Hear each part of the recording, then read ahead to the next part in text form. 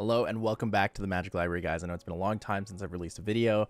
Been doing a lot of traveling. Recently just went to Ascent Chicago. It was my first time actually playing an Ascent. Probably do a little video talking about, my experience with that and how it was not being a caster, not doing like support stuff, what my plans are for the future. But today I want to go over MRC URs. So Mercurial Heart, ultra rares. A lot of people talk about them. They look at them. They're like, okay, these are really cool. These are really good. People usually make this video at the beginning of a set, which I am guilty of thinking about doing and not doing. I will do this for A and B, but the reason I want to do this now is because I feel like we have a lot of data that we can talk about to kind of express why things should be rated certain ways, right? We have Ascent Taipei, we have Ascent Chicago. A good amount of the MRC season has been pushed through. So let's go through this. Let's rate the 10 URs from Mercurial Heart. I'm going to do a 3 different type of scale. So the first one is going to be competitive play, where I see these cards in current competitive play. I'm going to explain why each ranking exists. And then the second one will be card design. Do I think the card is well designed? In a vacuum, is this card good? Is this card bad? And the last one is going to be the fun factor. I think fun factor of cards is really important.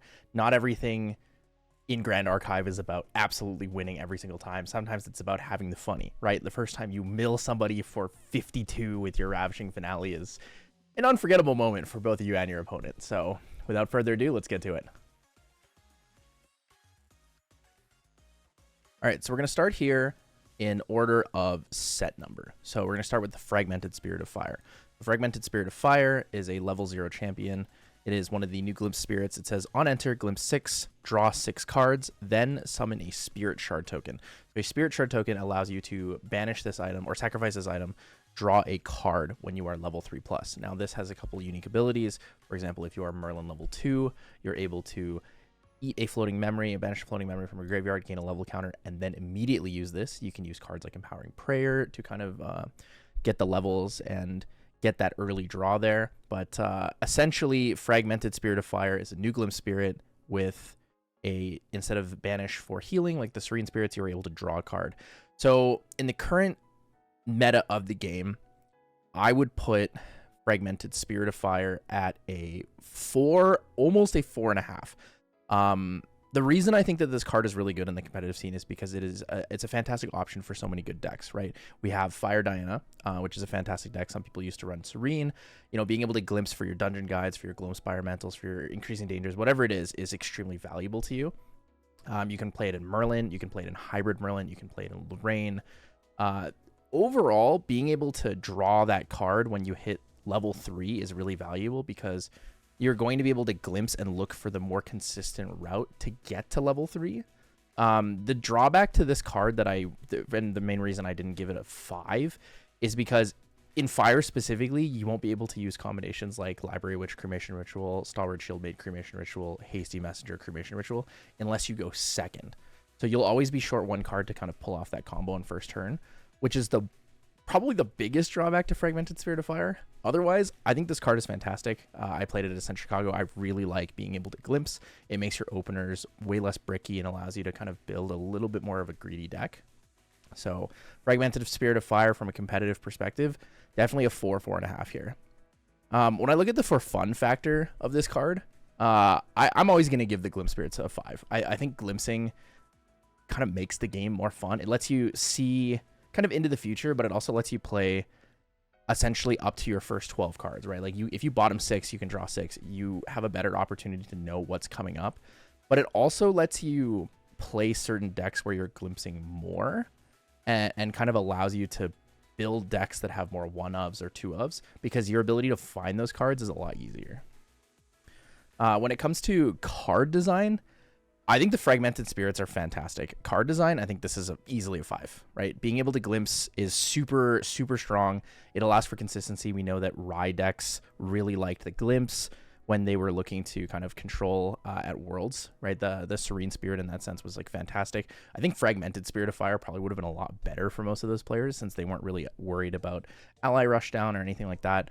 So from a game design perspective, Fragmented Spirit of Fire, absolute 5. Fantastic. Glimpse 6, draw 6, draw your 1 extra card when you hit level 3. Really, really good for advanced element decks. So Fragmented Spirit of Water, another Fragmented Spirit. on enter glimpse 6, draw 6, and then summon a Spirited token. Now, Fragmented Spirit of Water for me, from a competitive standpoint, actually feels like a weaker card. I'm going to give this a 2. And the reason I'm going to give this a 2 is because I feel like in a lot of water decks, you really, really value having cards earlier or just having more cards in general due to the fact that you're going to want to be able to hold interaction for things, right? You want to be able to hold cards for Fracturize, Frostbind, Cerulean Decree, Storm of Thorns, Diffusive Block. Like, you want all of these things. Even though the Glimpse is valuable because it can set you up with either a Dungeon Guide, an Academy Guide, Domains if you're playing Tenoris, or, you know, other like very specific key cards you need to kind of progress your game state. I feel like Water values the card a lot more than they value the Glimpse. So for me, Fragmented Spirit of Water is a 2 in the competitive scene. The Glimpse Spirit I see most commonly is going to be the Serene Spirit of Water with Nico, but that's because Nico enables Water anyways. Fragmented Spirit of Water requires you to be level 3 to draw the card from the Spirit Shard. So for that reason, it's going to get a lower rating. For fun scale, I actually don't think Fragmented Spirit of Water is that fun because, like I said, in Water, you need to have a lot of cards or ways to cycle cards to have interaction. If your hand size and your total influence is lower overall, it's not going to be that great for you. I think the only decks I'd probably want to see Fragmented Spirit of Water would maybe be like a Water Lorraine Milcrux deck or like a Water Diana Milcrux deck where you're really digging for a Fractal Lorraine opener. However, at the same time, I don't know how much I actually value having one less card because if you are playing one of the stronger cards, Icebound Slam, you're just not able to get that. So the for fun factor for me on Fragmented Spirit of Water goes to 1. Not able to play Icebound Slam because you're just always down too many cards. And overall, I just feel like in Water, it's more fun to have a lot of interaction.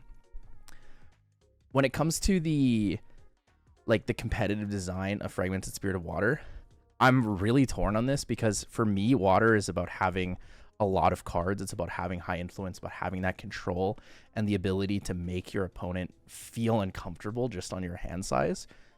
Fragmented Spirit of Water, while the Glimpse does, you know, impact that a lot, it can help you dig for the cards you need, put down cards that you know you're not going to need in a certain matchup. I think that it's just not quite there. There is a lot of room for like future game design for this card, so I do want to give it a 4. I'd still give it a 4. Fragmented Spirits, by nature, feel so good and so strong in advanced element decks. I just don't think that right now we have the right one to use Fragmented Spirit of Water. All right, so Fragmented Spirit of Wind. Now, when looking at Fragmented Spirit of Wind from a competitive standpoint, there are some decks where I feel like this card is fantastic, and there are others where I feel like this card is really bad.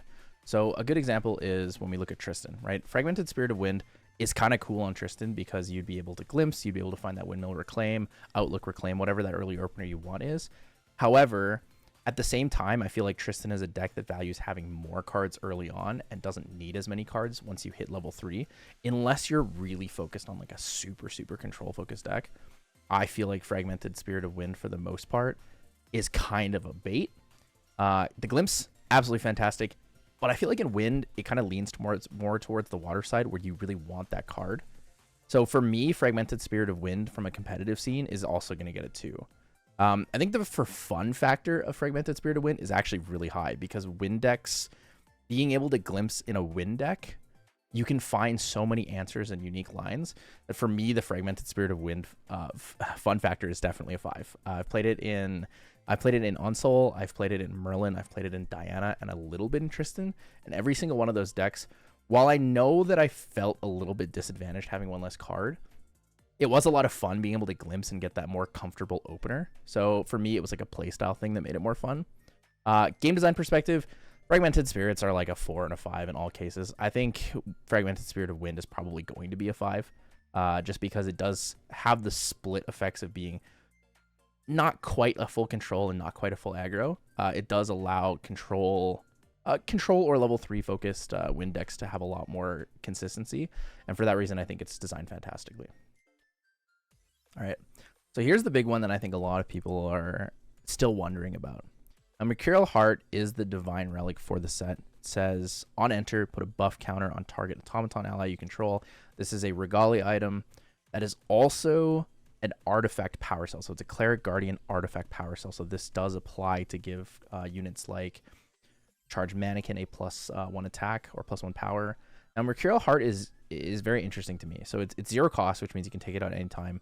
Being able to on enter apply a buff counter to your target automaton is kind of cool, and it being a power cell. But when you look at the keyword Divine Relic, the value of this card versus, let's say, you know, a Grand Crusader's Ring or a Quicksilver Grail. Like, Quicksilver Grail sees so much play now with Sylvie being so strong.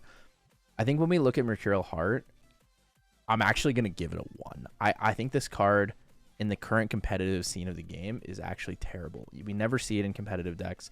The only deck you might see this in is like an Overlord Mark III deck, just for the chance of getting an extra buff counter.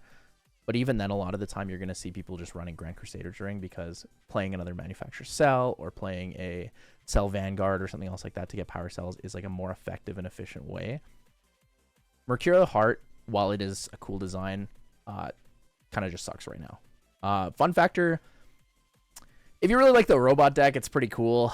It definitely helps you accelerate it a little bit faster. I think the fun factor is kind of like also a 1, just because Mercurial Heart is so limited to automaton specific decks, or decks that really want to buff up automatons. The only one I can think of currently is like, if you played a fire automaton deck, you could probably run it, and the standard wind robots that Matt G made so popular. Other than that, Mercurial Heart is kind of just like whatever. So for me, it's still going to get the 1 on the fun factor. In terms of design space, I think it's cool and has a lot of potential.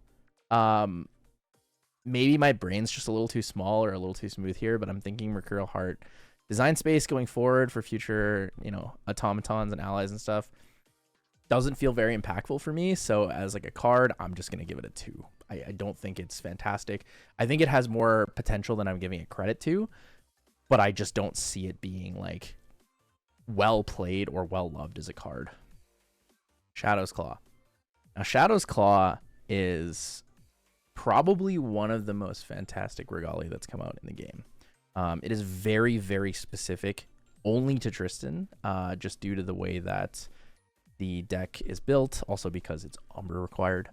So this says, as long as you have 4 or more preparation counters on your champion, you may activate this card from your material deck. This is a 0 memory cost Assassin Dagger. It's an Umbra card.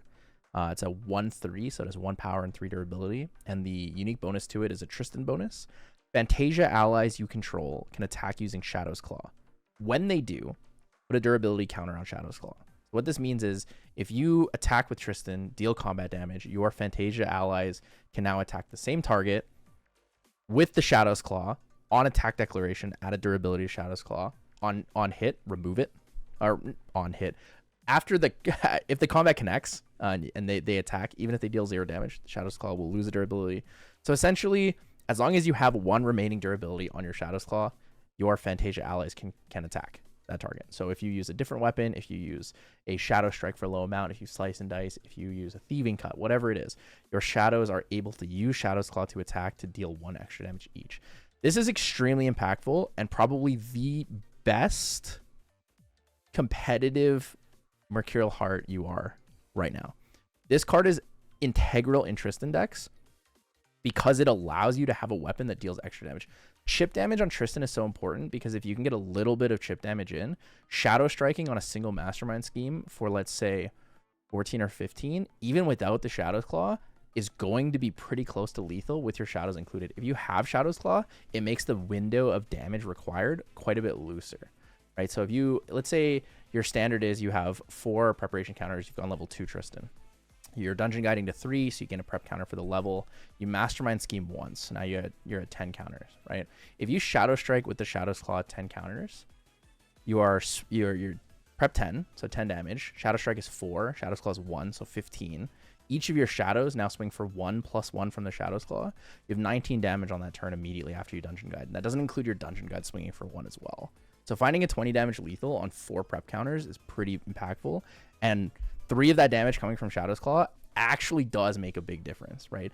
3 damage is 3 prep counters on a Shadow Strike, or it's a really strong ally, right? It's like an Ace Protector or some sort of buff 2/3. So for me, when it comes to the competitive rating of Shadow's Claw, this card is easily a 5. This is by far the best card in the entire set for URs. When it comes to the fun factor, the fun factor has to go with this. Bringing out Shadow's Claw and then just swinging with a million things is so much fun. If you're playing other alternate decks where you have more shadows, it's really fun too.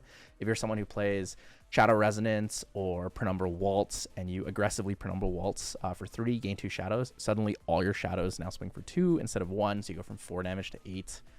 There's so much continuity using Shadow's Claw with all of the other Tristan Umbra cards that it feels really good. When it comes to design perspective, I'm a little torn on the design perspective because I honestly think the Shadow's Claw might be a little bit overpowered in a sense. So like I want to say it's a 4 because I think it's too good and it should have been brought down. But I don't know if that's a fair rating. So I think I just have to give it a 5. This card is fantastic. It's really good for Tristan. It opens up a ton of options for the way you can use different Umbra cards for Tristan. So it makes for a strong level 3 deck. Overall, Shadow's Claw, fantastic. Really good job. Also, the foil looks great. It's a fantastic card. It's not much else to say. Shadow's Claw is a 5 all across the board. All right, it's time. Let's talk Boss Robot. The Overlord Mark III is a unique ally, Guardian Automaton. It's a 4-cost normal unique ally. There's an additional cost to activate this card. Sacrifice 4 power cells. This card has Intercept, Spell Shroud, Steadfast, and True Sight. So Intercept means that when an attack is declared against your champion, Intercept will trigger, allowing you to redirect the attack to Overlord Mark III. Spell Shroud, this cannot be targeted by spells, which is a little bit unfortunate, but we'll come back to that in a second here. Steadfast, which means when this unit is rested, it may still retaliate. And True Sight. So True Sight allows you to hit things with stealth, which is pretty good into stealth champions, where the fog meta is a thing with Vanish from Sight, Under Fire, etc. At the beginning of your end phase, you may banish an automaton card from your graveyard. From your graveyard. Words. If you do, put a buff counter on Overlord Mark III and draw a card. And this is a 5/5. So overall, stat lines on this card are great. It's a 4-cost 5/5. At the end of every turn, you can gain a +1. You're able to draw a card and get a buff counter. Sacrificing 4 power cells as the additional cost is a little hefty. It's pretty difficult to get 4 power cells. You either need manufacturer cells, cell vanguards, Mercurial Heart, plus the backup charger, etc. The thing about Overlord Mark III that I think makes it not the greatest is the combination of certain keywords here.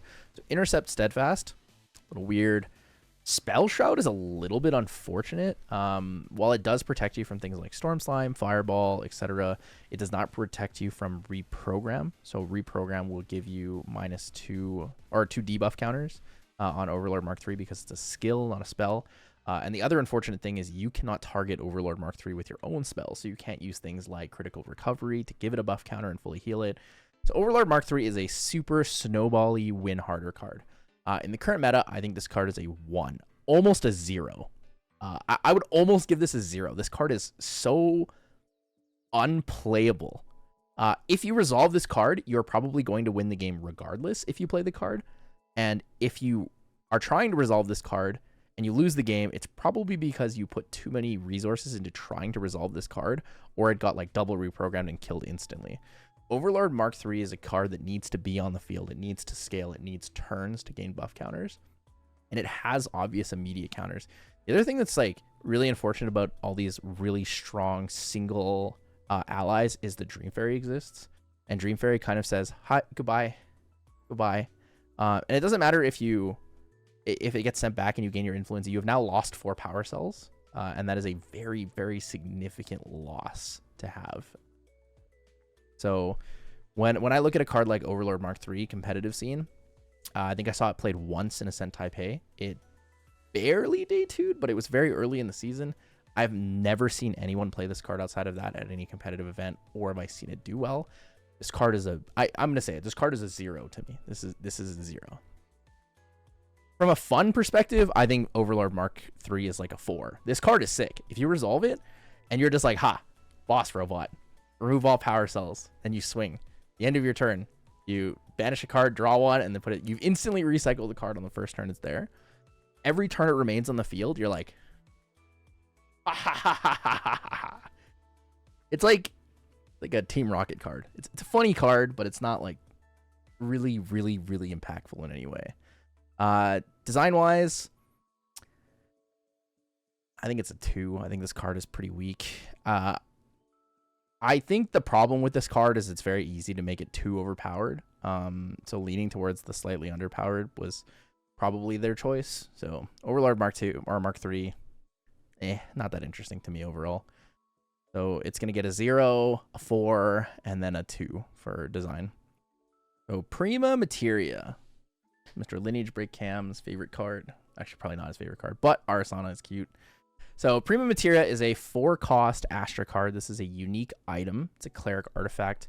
Text says Arasana bonus, brew 4 herbs with different names. So if you want to brew this, pay the alternate cost. You have to do it with 4 herbs that have different names. The effect is rest, draw a card into your memory. If Prima Materia was brewed, the next time an Astra element source you control would deal damage to 1 or more units, this turn, it deals that much damage plus 3 instead. So Prima Materia adds damage to Astra element source damage, basically, if it was brewed. So if, we can look at this in 2 senses. If it's not brewed, it is a 4-cost Astra card that lets you draw a card into your memory every turn. In theory, not horrible, right? If it's brewed, so you sacrifice 4 herbs, you are now able to increase any damage source that is Astra by 3. That's pretty great. The only issue I have with this card is that getting to Astra is very difficult. In the current competitive scene, playing Arasana is considered playing like a tier 3 deck. Arasana is so weak and inconsistent when it goes from level 1, 2 to 3.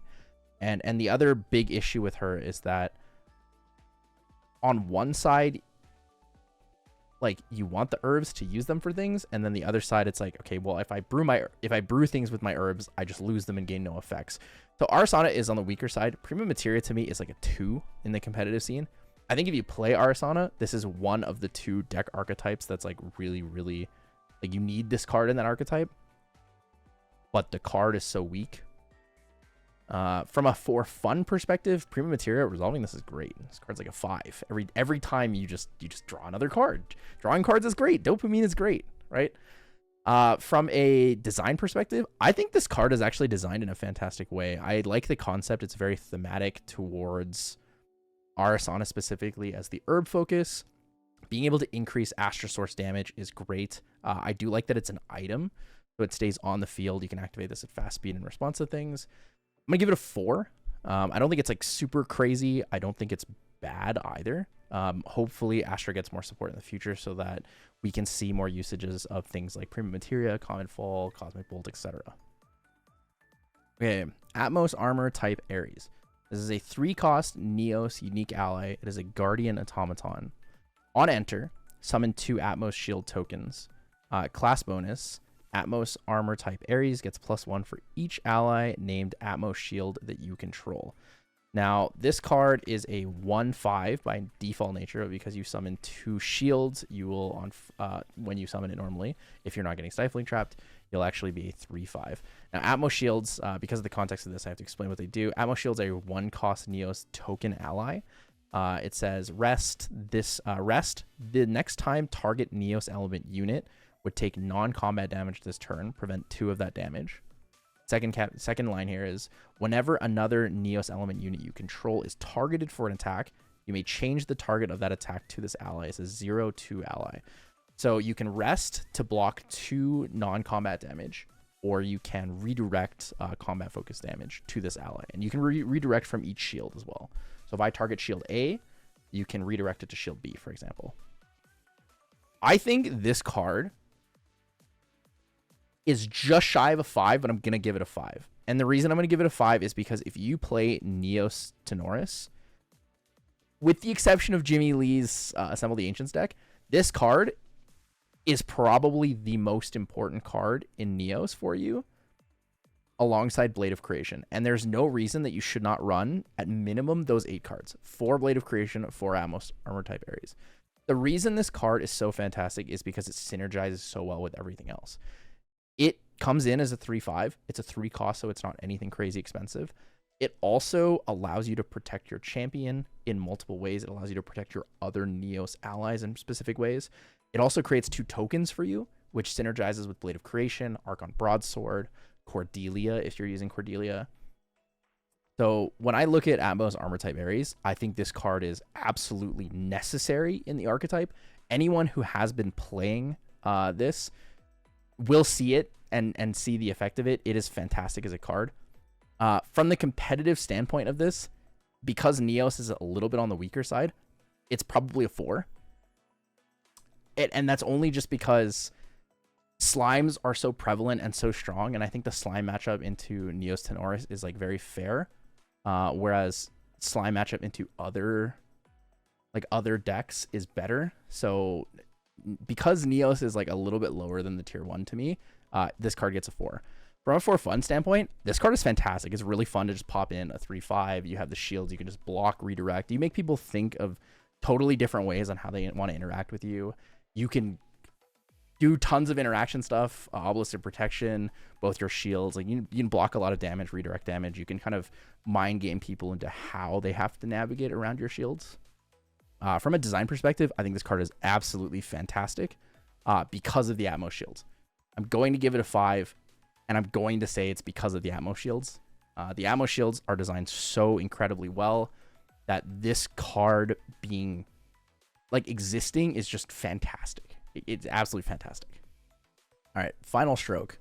Now, this is like the ultimate ability of Tristan-esque kind of card. So Final Stroke is a 4-cost Umbra card. This is an attack, Assassin Dagger.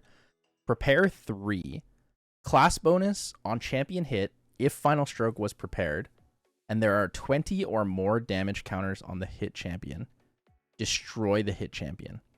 So this is a 5 power attack. So Final Stroke is a neat concept. I like that it's like, oh, cool, 20 more damage counters after I hit you. You're just dead. It's an instant assassination. I think the art's fantastic for this card. The problem with this card for me is that 4-cost advanced element cards need to be exceptionally good to have merit and value. We have cards that are 2-cost, like Ghost of Pendragon. We have cards that are 3-cost, like Atmos armor type Ares. We have cards like Shadow Strike, which are 2-cost, Prepare X, where X can't be 1. For this reason, I think that Final Stroke has way too high of a cost, including its preparation counters, and does not deal enough damage for me to warrant this card being good. I think this card is a 1. This card is probably the second worst card for all the URs in the set. While the concept of it is really cool, it's too difficult to pull off a card like this. And I can't bring myself to think, oh, I'd much rather use Final Stroke here instead of I'll just Shadow Strike for 20 or Shadow Strike for 12 or whatever Shadow Strike amount is, right? The damage you get out of that seems so much more valuable when it's a 2-cost with Prepare X versus a 4-cost Prepare 3. Final Stroke is a really neat concept against Tenoris because he has 30 health, unlike all other champions that have 25 or 28. But overall, I just don't see enough merit in this card for it to be good. It's getting a 1 for me. From a fun perspective, this card's probably a 4 or 5. It's like the Ravishing concept, right? Like you resolve Final Stroke and you instantly kill somebody at exactly 20 damage counters or 21 damage counters. It just feels really good, right? You get that sense of dopamine for like doing the thing, but it's just a fun card. It's not a good card. When it comes to the design space of Final Stroke, I don't think the design space on this card is very good because things like the cost and the overall amount of damage. Currently, it only has like a very small pool of champions that go over 25 health. It's getting a 2 for me. Jin's coming out, so there will be another warrior that goes up to 28 health. Overall, Final Stroke's not great. All right, last but not least, we have the Vampiric Slime. The Vampiric Slime is a 2-cost Umbra Slime, ally Tamer Beast Slime, Pride 3. Class bonus, on hit, recover X, where X is the amount of damage dealt by this hit. So Vampiric Slime is a 2/2, which means that on the Sylvie level 3 enter, this is a free ally you can play that will come in with 2 buff counters, so it'll be a 4/4. If it attacks with no cleave, with no bonuses, it will recover 4. While that is a neat concept in general, recover is pretty valuable, right? Recover 2 is probably enough to make up a 4-card influence against most people. Recover 3 is enough to make up a 4 or 5 cost card influence, depending on what kind of deck you're playing against. The concept of Vampiric Slime and Recover is really, really good. However, this card doesn't feel super impactful in its deck archetype. You're not going to play Vampiric Slime over a Storm Slime or an Ethereal Slime. Most of the time, not even over a Lustrous Slime. The Taunt is just so much more valuable. The Taunt plus the Recover from that. So Vampiric Slime for me is in the same tier, essentially, as Prima Materia and Fragmented Spirit of Water. I'm going to give it a 2 out of 5. I think this card is really cool. It looks really good. Resolving 1 is great at times, but this is not a card where you sit there and you're like, man, I really need a Vampiric Slime. It's like, let's play a Storm Slime, win the game. You know, from a fun perspective, I think Vampiric Slime is actually a really fun card. It opens up a lot of unique interactions, like Vampiric Slime, Bestial Frenzy, cleave for, let's say 3. Let's say you don't even do it on your Sylvie level 3 on enter turn, right? Cleave for 3, you hit 3 allies or 2 allies and champion. Recover 9 is great, right? It's a fantastic feeling.